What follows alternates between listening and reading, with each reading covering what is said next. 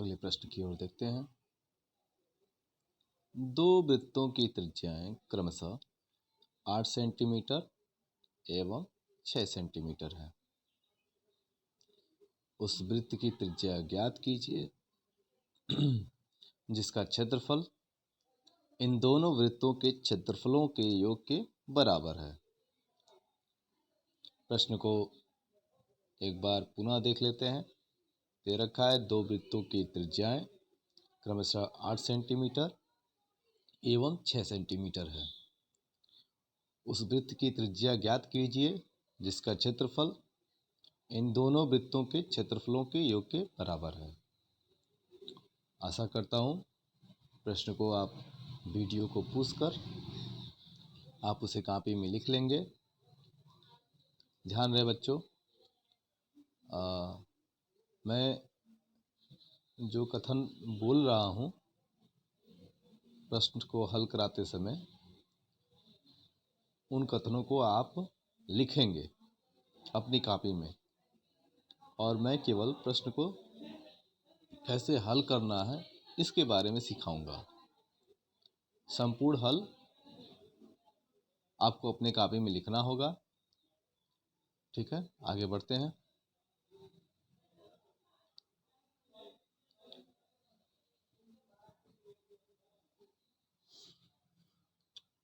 दो वृत्तों की त्रिज्याएं हैं 8 सेंटीमीटर एवं 6 सेंटीमीटर। तो आप लिखिए कॉपी में। माना पहले वृत्त की त्रिज्या क्रमशः R1 बराबर 8 सेंटीमीटर। ध्यान रहे मैंने माना नहीं लिखा है। ठीक है, तो आप पहले लिखेंगे माना पहले वृत्त की त्रिज्या क्रमशः R1 बराबर 8 सेंटीमीटर है। R1 से पहले लिखना है। ठीक है, क्योंकि हमारे पास जगह की कमी है इसलिए मैं इतना ही लिख सकता हूँ। आप लोग अपनी कॉपी में लिखिएगा। ठीक इस लाइन के नीचे ही आप दूसरी लाइन में लिखिए। माना दूसरे वृत्त की त्रिज्या R2 बराबर 6 सेंटीमीटर है। ठीक है, दे रखा है। अब चलते हैं पहले वृत्त का क्षेत्रफल निकालने। तो हम निकालेंगे, लिखेंगे पहले वृत्त का क्षेत्रफल पाई R1 स्क्वायर। ठीक है, ठीक है, आप लिखिएगा। तो लिखते हैं पहले वृत्त का क्षेत्रफल हम मान लेंगे A1 बराबर है पाई R1 यानी पहले वृत्त का त्रिज्या 8 सेंटीमीटर, 8 सेंटीमीटर का क्या स्क्वायर हो जाएगा पाई 8 का स्क्वायर 64 और सेंटीमीटर का स्क्वायर सेंटीमीटर स्क्वायर। पुनः इसको सही से लिख लेते हैं। A बराबर 64 पाई सेंटीमीटर स्क्वायर। ठीक है, सॉरी A1 बराबर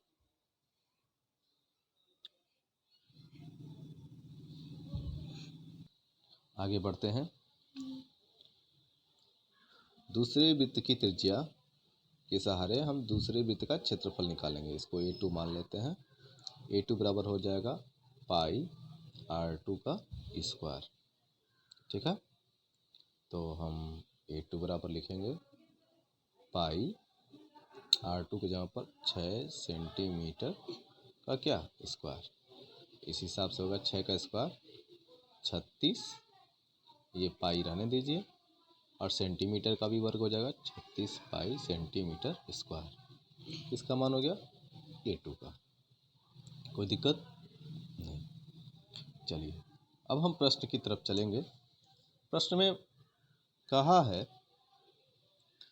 कि आपको नए वृत्त का त्रिज्या ज्ञात करना है। लेकिन इसके लिए कंडीशन दे रखा है, शर्त ये रखा है कि जो पहले वृत्त और दूसरे वृत्त का त्रिज्या है, यानी पहले वृत्त की त्रिज्या से आप जो क्षेत्रफल निकाले हैं और दूसरे वृत्त से जो क्षेत्रफल निकाले हैं, तो दोनों वृत्तों के क्षेत्रफलों का योग नए वृत्त के क्षेत्रफल के योग के बराबर है। चलिए एक बार ध्यान देते हैं, अपनी बात को लिखित रूप में लिखें। इसके लिए हम मानेंगे, माना नए वृत्त की त्रिज्या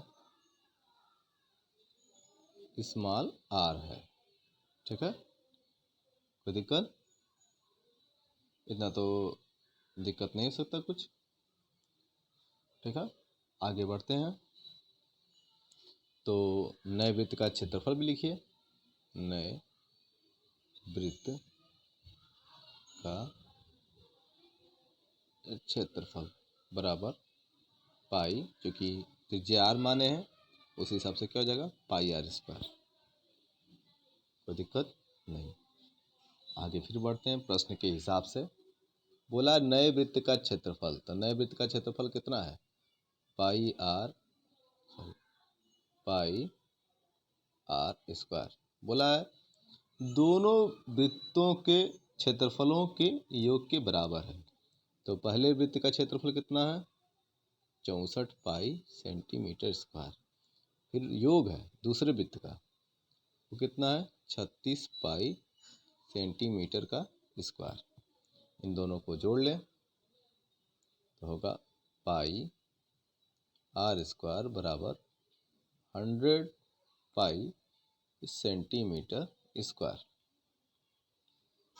ठीक है, ये पाई का गुणा है, गुणा इधर आएगा तो भाग बनेगा।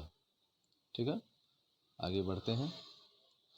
r स्क्वायर बराबर 100 पाई सेंटीमीटर स्क्वायर बटा में पाई, पाई पाई से कैंसिल, जो बचा उसको लिखते हैं। r स्क्वायर बराबर बचा 100 सेंटीमीटर स्क्वायर। क्या बचा, 100 सेंटीमीटर स्क्वायर। आगे बढ़ते हैं। r का स्क्वायर है, जब स्क्वायर उधर जाएगा तो किस में बदल जाएगा, रूट में बदलेगा। तो ये हो जाएगा 100 सेंटीमीटर स्क्वायर। ध्यान रहे सेंटीमीटर स्क्वायर भी रूट में है। इस प्रकार 100 का वर्गमूल कितना होगा, 10, और सेंटीमीटर स्क्वायर का वर्गमूल कितना होगा, सेंटीमीटर। तो नए वृत्त का त्रिज्या कितना निकला, 10 सेंटीमीटर।